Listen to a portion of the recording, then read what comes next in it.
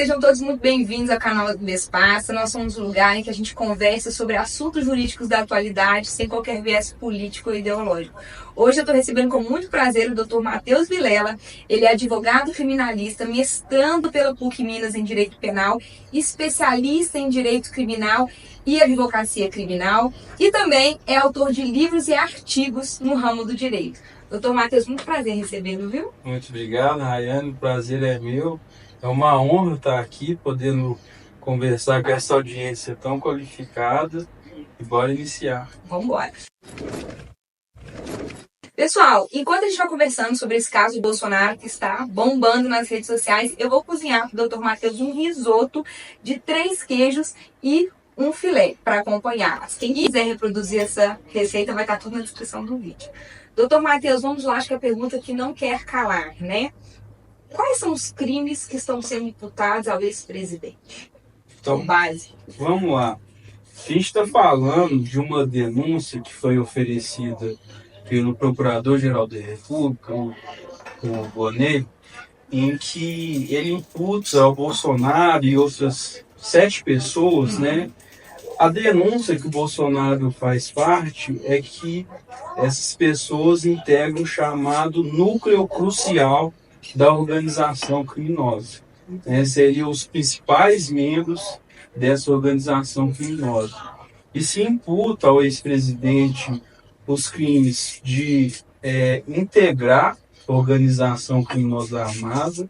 No caso, ele e o Braga Neto teriam um papel de liderança nessa organização criminosa. E também são imputados 2 crimes contra o Estado Democrático de Direito, que são o de abolição violenta do Estado Democrático de Direito, golpe de Estado, né, que são crimes ali que foram inseridos no Código Penal, no título 12, em 2021, sancionado pelo próprio presidente e que revogou a Lei de Segurança Nacional, né? E além desses, são imputados os crimes de dano, né, em razão dos atos do 8 de janeiro e também de deterioração de patrimônio público, né, que é um crime previsto na Lei de Crimes Ambientais. Então a gente está falando de uma acusação muito grave, né, com vários acusados e de penas aí que podem ultrapassar 30 anos de prisão. E só para esclarecer, os acusados, eles são membros assim, do alto escalão do governo e do Exército, né? Nós estamos falando de ex-ministros e generais do Exército, né? Junto com o Bolsonaro, a gente tem ali no banco dos réus Anderson Torres, Augusto Heleno, o Braga Neto, que inclusive está preso, né, preventivamente, né? Então, além de outros. Exato, de vários outros. Doutor Matheus, uma coisa que assim que essa denúncia foi apresentada, até um pouco antes da denúncia ser apresentada, a turma do Bolsonaro já estava apresentando uma tese de defesa daquele Instituto da Desistência Voluntária. E há uma discussão jurídica sobre isso. Pode explicar para o pessoal se aplica ou se não se aplica, ou quais são os argumentos a favor e contra a aplicação desse instituto nesse caso? Então, a gente está falando aqui, né, os crimes de abolição violenta e golpe de Estado, eles são chamados crimes de atentado, né? Ou seja, a descrição do tipo, né, já coloca o crime como consumado a própria tentativa. Né? Então a gente pode dizer que esses crimes, eles não admitem tentativa, porque a consumação se dá quando, né, com a tentativa. O tipo penal diz o seguinte: tentar, por meio de violência ou grave ameaça, abolir o Estado Democrático de Direito, ou tentar depor por meio de violência ou grave ameaça. O golpe de Estado, no caso, seria depor governo legitimamente constituído. Então são crimes que não admitem tentativa. Só que, quando a desistência voluntária, eu já considero ser algo muito controverso, né? Eu vi, inclusive, eu debati isso com alguns colegas, se seria possível desistência voluntária nesse crime, e as opiniões foram divididas, sabe? Você vai falar então quem defende um lado, quem defende um outro? Eu me filio à posição que é possível sim a desistência voluntária, porque o tipo, né, traz como elementar tentar, né? Então a tentativa é um conceito técnico na teoria do delito, né? Tentativa é quando o crime não se consome ou não se obtém o resultado naturalístico por circunstâncias alheias à vontade. Então, imagine uma situação em que, né, que é praticado esses atos executórios, só que não se chega ao resultado naturalístico, né, não por circunstâncias alheias à vontade do agente, mas por vontade do próprio agente, né, ele desiste de prosseguir e alcançar aquele resultado naturalístico. Então, eu penso que é possível, sim, se falar em uma desistência voluntária desses crimes, apesar de ser algo controverso, e lembrando que nesse caso, né, a Procuradoria-Geral da República, ela teve o cuidado, né, de indicar na denúncia o que teriam sido, né, essas circunstâncias alheias. Trouxe os atos executórios, mas quais que seriam as circunstâncias alheias que impediram, né, o resultado naturalístico? No caso, seria a resistência dos comandantes do Exército e da Aeronáutica, e também a ação das instituições no Rio de Janeiro. Então, nesse caso específico, né, na própria denúncia, a Procuradoria já coloca quais foram os atos executórios e o que impediu. Então, em que tese, né, o STF possa entender a possibilidade de aplicação, ele está pedindo para não reconhecer, porque não houve circunstâncias, né, o crime não aconteceu porque o agente desistiu, mas porque por circunstâncias não se chegou ao alheias, resultado, né, por circunstâncias alheias, não porque houve uma desistência por parte desses agentes. Perfeito. E a pena, né, só é importante esclarecer, né, que realmente é uma pena muito alta, e algo assim que foi até falado pelo Bolsonaro em entrevista, né? Se a gente for observar o perfil dessas pessoas que são acusadas, né? A maioria ali, ou grande parte, né? A gente já está falando de pessoas idosas, né? Então, o Bolsonaro até fala uma condenação dessa é o fim da minha vida. Como se fosse uma pena perpétua. A gente está falando, né, se confirmado uma condenação dessa, a gente está falando, né, de um terno de vida no cárcere, cumprindo pena, talvez em algum momento, né, se condenado, iniciada a execução da pena na prisão, talvez em algum momento ele possa vir a obter uma prisão domiciliar em razão, né, de problemas de saúde, por razões humanitárias. A gente está falando assim do término de uma vida em cumprimento de pena, né? Então é algo, sim, bem forte, né? Tem que ser analisado com devido cuidado. Sim. É isso.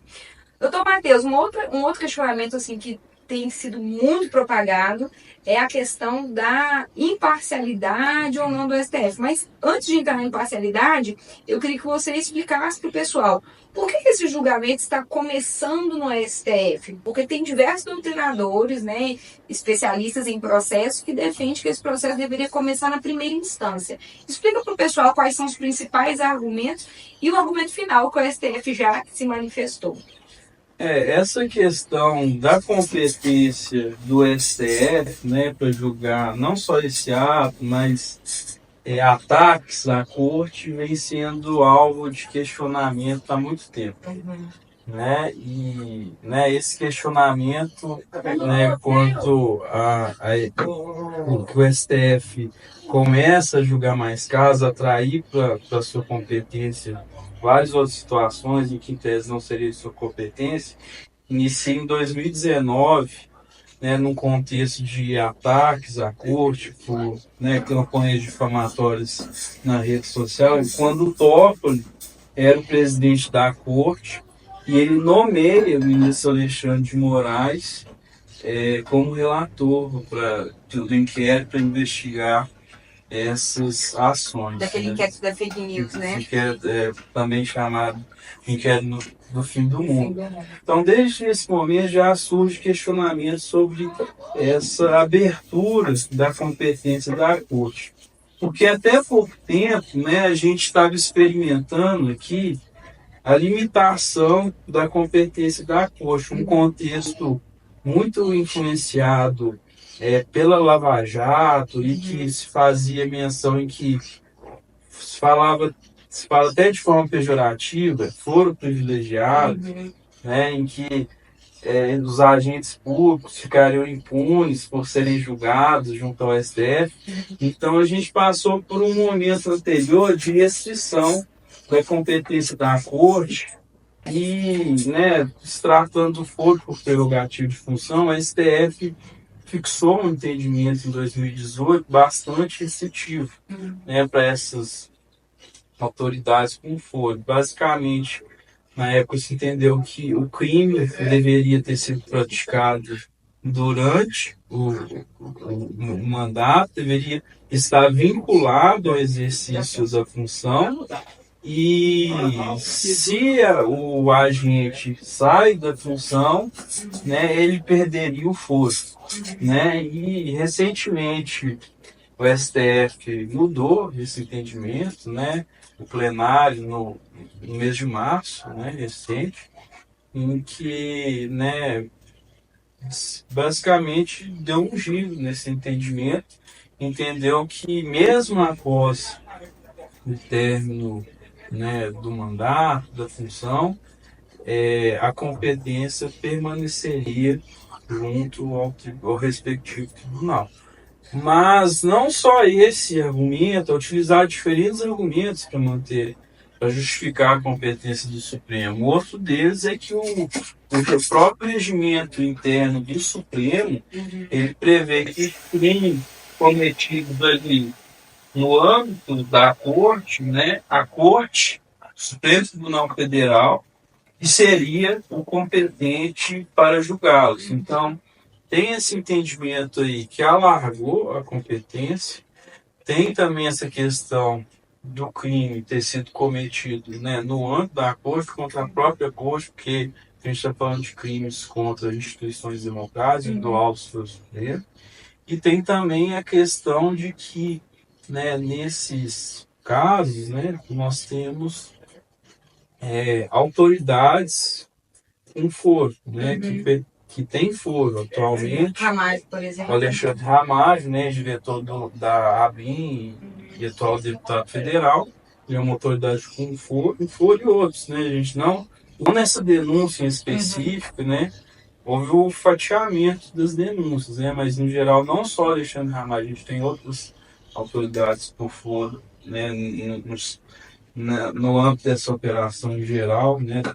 Sim. E, em tese, poderia se justificar a competência também pelas regras de conexão e continência. Mas, assim, algo que vem sendo alvo de muita discussão, algo que tem bastante controvérsia. Alguns defendem que teriam que ser o juiz de primeiro grau, no caso, o juiz da subseção judiciária federal do Brasil, do Distrito Federal. E, né, se a gente fosse com base no entendimento anterior do Supremo, ali de 2018, esse processo estaria em primeiro grau, né? Então é um tema assim, tem muita insegurança jurídica, né? Na verdade é um tema que assim, abre margem para discussão, até porque é uma mudança tão próxima ao início, né, da apresentação da denúncia, do início desse julgamento, fica parecendo que é uma mudança pela conveniência, pela oportunidade. Né? Uma outra coisa que eu quero te perguntar, dentro ainda dessa questão da competência do STF, há uma imparcialidade, né, dos ministros, em especial, por exemplo, do Alexandre de Moraes, que nesse processo ele figura como uma das vítimas deste plano aí de abolição do Estado Democrático? Porque havia né, o procurador fala de um plano, inclusive, Sim. de assassiná-lo. Fala do plano Punhal Verde e Amarelo. Isso mesmo. Mas, assim, a questão da imparcialidade dos ministros algo que vem sendo questionado pelas defesas. Não somente do ministro Alexandre de Moraes, né, como também dos ministros Flávio Dino e André Mendonça. Né? Por exemplo, nós temos o ministro Flávio Dino, né? Ele ajuizou uma queixa-crime contra o Bolsonaro, quando o Dino era então governador do estado do Maranhão. Ele ajuiza uma queixa-crime por crime contra a honra, né, contra o Bolsonaro, enquanto ele estava no exercício da presidência. Então, Dino e Bolsonaro são partes contrárias numa ação penal. Né? Isso é uma causa que ainda está em trâmite, né? O plenário afastou. Né? A queixa-crime ainda sim está em trâmite, então são partes contrárias numa ação penal que tramita junto ao Supremo. O plenário do STF afastou essa alegação, já superou, mas assim, é uma hipótese que está ali prevista no Código de Processo Civil e aplica-se ao Código de Processo Penal por força do artigo 3º. Só que o plenário afastou e, né, segundo eles, seria o rol do Código de Processo Penal taxativo, e para mim não faz sentido esse argumento, porque é estranho, né? Não vejo sentido, razão para se exigir um maior nível de imparcialidade do julgador no processo civil do que no processo penal, em que as acusações, as consequências são muito mais graves. Né? A gente tem também a situação do Cristiano Zanin, que é ex-advogado do presidente Lula, foi advogado da chapa, né, de 2022 das eleições, em que apresentou representações com o Bolsonaro, né, em razão de episódios que são objetos dessa denúncia, são fatos escritos nessa denúncia, né, foram alvo de representações pelos Zanin, né, na justiça eleitoral. Então, assim, também se questiona que não haveria imparcialidade por parte desse ministro, em razão de ele já ter se manifestado quanto ao mérito, né, dessa acusação, inclusive nessas manifestações indicando, né, que o Bolsonaro teria até praticado desses crimes, né, contra o Estado Democrático de Direito. Então, também é uma hipótese, né, que está prevista no Código de Processo Civil, que pelos mesmos argumentos que foram afastados, esse questionamento do impedimento do Dino, os mesmos fundamentos utilizados para o Dino foram os mesmos utilizados em relação aos Zanin, que foram julgados, inclusive, na mesma data, essas exceções de impedimento pelo plenário do Supremo. E quanto ao Alexandre de Moraes, essa questão referente a um possível impedimento ou suspeição dele, eu acho que é um pouco mais complexa do que do Zanin e do Dino, que eu acho que é algo mais evidente. Né? Mas o do Alexandre de Moraes, primeiro, né, a gente não tá, ele não é formalmente, se a gente pensar dogmaticamente nos tipos penais, ele não é vítima, né, nesses crimes, porque a gente está falando aí de crimes contra as instituições democráticas, não é um crime contra a vida, não é um crime de ameaça, mas então pode se questionar, né, se de fato se tecnicamente ele seria vítima, mas a meu ver o principal argumento, né, que deve ser reconhecido, deve ser afastado da função de julgar, é a atuação dele na investigação. Né? E aí nós temos o juiz de garantias, né? Então, o juiz, né, que atua na fase de investigação, com essa postura tão proativa que ele teve, e também fazendo tantas decisões cautelares em que ele tem que fazer um juízo de probabilidade do mérito da acusação. Então a gente tem decisões do Tribunal Europeu de Direitos Humanos, né, em que essa atuação na fase preliminar de investigação impediria, né. Teve um julgamento dos juízes das garantias junto ao STF, e eles entenderam que não se aplicaria nos casos de ações penais originárias, porque o julgamento colegiado já seria uma garantia da imparcialidade, já garantiria a imparcialidade do julgamento. Mas eu penso assim, foi até algo que a defesa do Bolsonaro coloca, né, sobre essa questão do juiz das garantias nessa defesa preliminar. Então, assim, ele pede, né, até pede que esse posicionamento seja reconsiderado, melhor pensado, o que eu acho sim que faz sentido e também deveria estar sendo aplicado no âmbito supremo, e eu acho que adotar essas práticas, né, seria até melhor para evitar questionamentos quanto à lisura do procedimento e se a regra se houve o devido processo legal. Doutor Matheus, dentro ainda dessa questão da competência, a gente estava até conversando aqui nos bastidores sobre essa discussão se deveria ser julgado pelo plenário ou pela primeira turma. Né? Pode falar um pouquinho dessa discussão, que também já foi superada, né? Mas sim, acho que vale a pena a gente explicar qual foi a discussão. Então, o ponto é o seguinte: uma vez afirmada a competência do Supremo, né, a gente precisa definir qual órgão, né, do Supremo que vai ser o competente para o julgamento.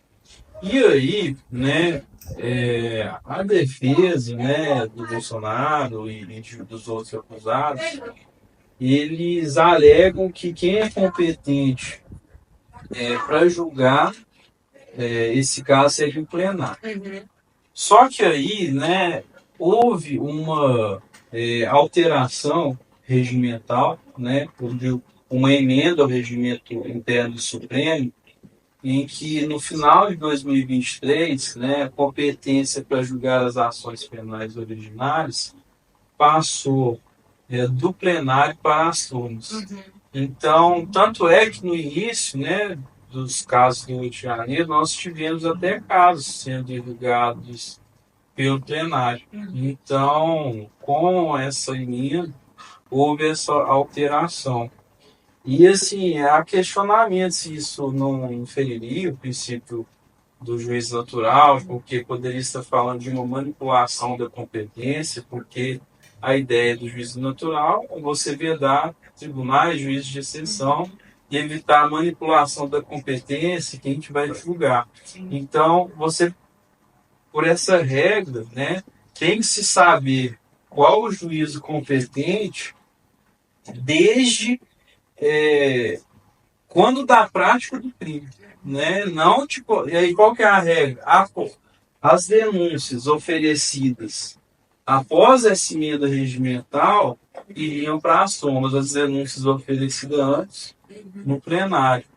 Só que aí me parece, né, uma situação problemática essa emenda em razão dessa questão do juízo natural, e outro ponto que preciso deixar claro é que a turma pode afetar o caso plenário também, né? Então, um dos argumentos, né, além de competência, né, é que a relevância do caso e que ele precisa ser apreciado, né, pelo Supremo, por todos os 11 ministros do Supremo, né? Então, seria possível alterar por meio disso. Mas, assim, eu considero, né, que em casos de ações penais originárias junto à mais alta corte do país, não é possível o julgamento pelo plenário. O julgamento pelo plenário né, deveria ficar restrita ações diretas de continuidade, enfim, em outras espécies, mas não em ações penais originárias, porque se o julgamento é feito pelo plenário, é inviabilizado o direito ao recurso, né? E aqui é preciso deixar claro que o Supremo não admite o direito ao recurso, né, nas suas ações, né? Da primeira turma Da primeira para a segunda turma, por exemplo. Isso, né, a gente teve, por exemplo, outros casos, como o do mensalão, né, em que o mensalão foi julgado pelo plenário, mas em que não houve um direito ao recurso. Então, né, apesar de, na sua prática, o Supremo não admitir o direito ao recurso, eu acho que esse julgamento é uma oportunidade para ele adequar a sua prática, né, aos estándares internacionais de direitos humanos, né, como, por exemplo, o que prevê a Convenção Americana sobre Direitos Humanos, no artigo 8.2, que o direito ao recurso é uma garantia judicial mínima. E a gente tem decisões da Corte Interamericana de Direitos Humanos abordando essa situação, né, em que ela diz que, né, isso foi até uma das teses levantadas pela defesa, em que, na questão da competência, em que o julgamento perante o Supremo violaria o direito ao plural de jurisdição. Isso já foi enfrentado pela Corte Interamericana de Direitos Humanos, no caso Barreto Leite versus Venezuela, né, em que foi um caso em que o Barreto Leite, né, ele foi julgado perante a mais alta corte do país dele, da Venezuela. Ele não era uma autoridade com foro, mas na acusação tinha autoridades com foro. Então, em razão das regras de conexão e continência, ele acaba sendo julgado pela Suprema Corte da Venezuela e no julgamento em única e última instância, sem o direito de revisão daquela condenação. Então, a Corte, né, a partir desse caso, ela diz que o foro, né, o julgamento perante a mais alta corte do país, por si só não viola o direito ao recurso, mas devem ser garantidas condições para que essa decisão possa ser revista. Aí ela exemplifica, né, fala assim, ó, em primeira instância, ali na ação penal originária, o julgamento seria feito pelo presidente ou por uma de suas turmas, enquanto o recurso seria julgado pela outra turma ou pelo plenário, mas pelo plenário excluídos aqueles que já participaram do primeiro julgamento. Então, né, eu acho que a gente tem aí uma oportunidade do Supremo adequar, né, a sua prática à Convenção e as decisões da Corte Interamericana, que o Estado brasileiro, né, é signatário e que o Estado brasileiro também reconheceu a competência da Corte para interpretar e aplicar a Convenção. Então, nós estamos submetidos à jurisdição da Corte Interamericana de Direitos Humanos e lembrando, né, que é um comentário importante aqui, é que o advogado Braga Neto, né, ele é um grande advogado, por sinal, ele defendeu o Zé Disseu, né, no mensalão. E, né, essa questão de que o Zé Disseu foi condenado ali perante o Supremo, não teve o direito ao recurso, foi levado por ele junto à Comissão Interamericana de Direitos Humanos e a petição foi recebida. Então está em julgamento. Então eu acredito que essa pode ser uma boa oportunidade do Supremo, né, conseguir compatibilizar isso com os estándares internacionais, mudar suas práticas. Né? Espero que isso possa acontecer nesse julgamento ou, né, quem sabe, acho que em algum futuro breve isso vai vir a acontecer. Isso é uma situação muito delicada, né, que não acontece só no caso, nessas situações de competência originária, disciplinares, mas, por exemplo, em situações em que uma pessoa é absolvida em primeira instância, o Ministério Público recorre para o segundo grau, a pessoa é originariamente condenada junto a um tribunal de justiça e só cabe os recurso especial extraordinário e a matéria é fática, não é possível ser discutida. Então a gente precisa adequar o nosso sistema recursal, né, aos tratados internacionais de direitos humanos. Doutor Matheus, não sei se o doutor concorda comigo, aqui no Brasil dizem que nem o passado é certo, né? E eu acho que essas diversas questões e questionamentos que estão surgindo nesse processo do Bolsonaro não interessa nem a quem quer vê-lo condenado e nem a quem quer que ele seja inocentado. Por quê? Por mais que ele seja condenado, essas questões vão continuar sendo discutidas mesmo após a condenação, e isso gera uma insegurança jurídica, porque pode ser que futuramente reconheça que esse julgamento é nulo, né? Então isso, de certa forma, desagrada a ambos os lados. O que o doutor acha? Essa possibilidade existe, né? Inclusive,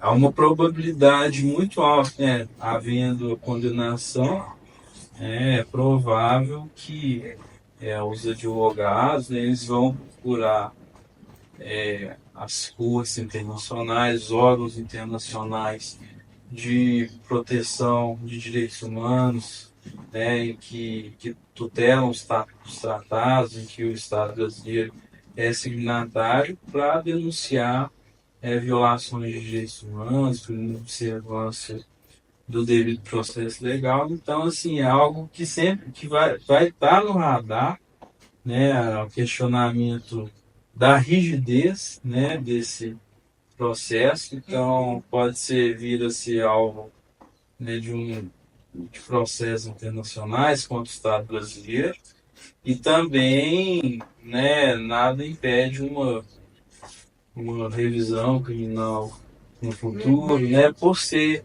um julgamento que tem uma marca política muito forte. A gente não se surpreende com nada, né, que pode vir a acontecer, que está acontecendo. Doutor Matheus, uma coisa também que eu até vi no seu Instagram, daqui a pouco eu passo o Instagram para o pessoal passar a te seguir, é a questão da delação do Cid, né? Como ele foi delator, teria o Bolsonaro, direito de fazer a manifestação depois do Cid, e não foi concedido. Você pode explicar um pouquinho isso para o pessoal e qual é o direito, qual foi o entendimento? Sim, essa situação, né, na ordem de manifestação da defesa em caso envolvendo colaboração premiada, ou seja, ordem de manifestação do corréu delator e delatado, né, é algo que surge no Supremo Tribunal Federal há poucos anos, né? É uma situação em que não havia previsão legal expressa, e foi uma tese, né, que surgiu no âmbito da Lava Jato, que foi elaborado por um grande advogado criminalista, um dos maiores do país, que é o Toron, né, o Alberto Zacarias Toron, em que a defesa de um industrial, se não me engano, era até o ex-presidente da Petrobras, né, em que o juiz Sérgio Moro ele indefere, né, o pedido da defesa que o corréu delatado apresentasse suas alegações finais após o corréu delator. Isso porque, né, o direito de defesa, né, ele tem como um corolário o direito à última palavra. E o direito à última palavra, né, exige basicamente, e o direito de defesa tem como ideia você ter o conhecimento prévio do que te acusa para você, né, poder estar respondendo essa acusação. E exercer o seu contraditório. Exatamente. E as declarações, apesar do réu, né, delator ser um réu ali em processo, é claro que as declarações, as manifestações dele têm uma carga acusatória. Então, essa questão surge a partir dessa tese elaborada pelo Toron, e essa tese chega ao Supremo Tribunal Federal, né? E essa, por meio de um habeas corpus, e esse habeas corpus é concedido pelo Supremo Tribunal Federal a partir de uma interpretação sistemática, então, nas normas constitucionais, em que se então anula todos os atos, possível, das alegações finais para frente, e manda voltar lá atrás para seguir essa ordem. E como foi um caso muito emblemático, né, na jurisprudência brasileira, isso foi acolhido pelo legislador e é incluído na lei de organizações criminosas. Então, algo que, né, foi pedido, né, pelas defesas, né, desses acusados, Bolsonaro acusados, era o direito de se manifestar, né, após o correio delator, no caso Mauro Cid. Esse pedido surge ali na primeira manifestação do processo, né, aquela defesa preliminar antes do recebimento da denúncia. Ali ele já pede para apresentar a defesa escrita após o correio do ator, ou seja, um prazo sucessivo, não comum, e também nas alegações orais ali na sessão de julgamento. Só que foi um pedido que foi negado pela primeira turma e basicamente interpretando o dispositivo da lei de organizações criminosas, eles dizem o seguinte: o Supremo nega esses pedidos, né, para que as defesas dos acusados apresentassem suas manifestações escritas e sustentações orais, no caso dos correios delatados após o correio delator, né, com base, eles afirmam que o artigo 4º, parágrafo 10A da Lei de Organização Criminosa, fala em todas as fases do processo, né? A lei assegura esse direito, só que só no processo. Aí o argumento é que, como não teve a denúncia recebida, não há processo. Entendeu? O argumento foi esse. Então, somente após o recebimento da denúncia, né, instaurada a ação penal, que essa ordem seria se aplicaria. Então, para eles, o processo não começa com a denúncia. O processo começa após o recebimento da denúncia. Exatamente. Então, nessa etapa da decisão ali sobre o recebimento, não se aplicaria essa regra. Eu não vejo sentido nessa decisão. Primeiro, que a gente está falando de uma interpretação restritiva em desfavor dos acusados. E eu acho que a mesma lógica para alegações finais se aplica aqui na defesa prévia, que é o jeito de você saber, ter conhecimento da manifestação do delator para você se manifestar. Até porque pode ter questões ali de preliminares que você vai ter que saber o que o delator está colocando ali na defesa dele para você combater. E daí, o momento da preliminar é agora. Com certeza. E assim, eu não vejo, né, também por qual motivo não poderia ter sido. Qual que seria o prejuízo do desenvolvimento dos trabalhos? Então, estaria privilegiando a defesa, né? Estaria evitando alegações de que o processo de uma violação, mais uma alegação, né? Então, acho que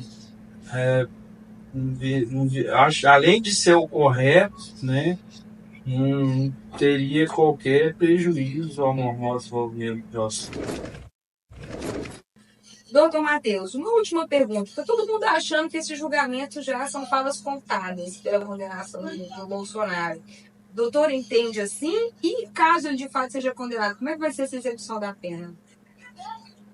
Olha, assim, é uma opinião, mas pelo que a gente observa, né, o tribunal aparenta ter uma tendência, né, para condenar, né, porque a gente já teve várias ações penais anteriores a essa, então, né, a forma como o julgamento vem sendo conduzido, né, julgamento de casos anteriores que foi julgado, fica a impressão, né, de que vai haver uma condenação e e também, por exemplo, a gente tem várias decisões cautelares nesse processo, a gente tem um dos acusados está preso preventivamente, então, para decidir sobre essas medidas que são invasivas, né?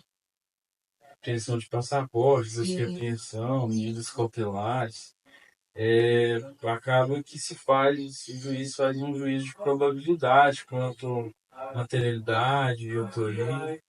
Então, assim, né, a gente observa que há uma tendência muito alta de condenação, né, aqui sem entrar no mérito das provas, é só uma Que ainda serão observação. produzidas muitas. Sim, mas sim, a probabilidade é que isso ocorra, né?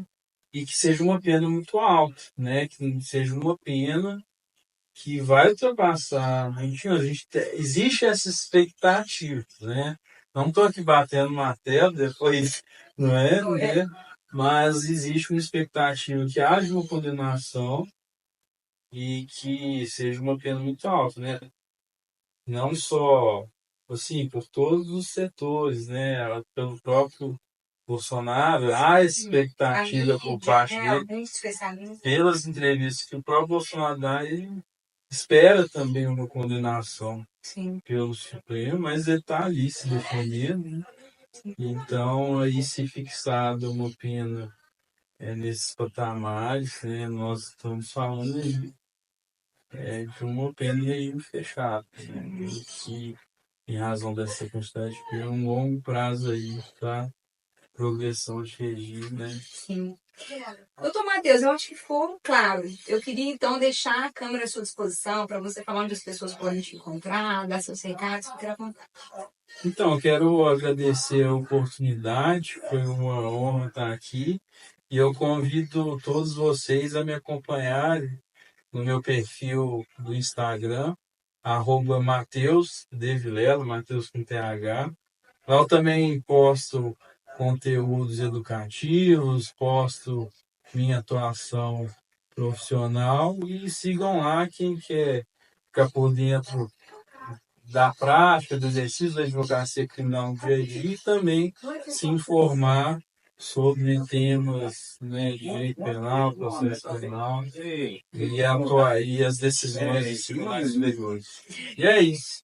Obrigada, Matheus. Pessoal, quem acompanhou a gente até aqui, agradeço a audiência, continue nos acompanhando para mais conteúdo sem viés político e ideológico. Muito obrigada, doutor Matheus. Tchau, tchau.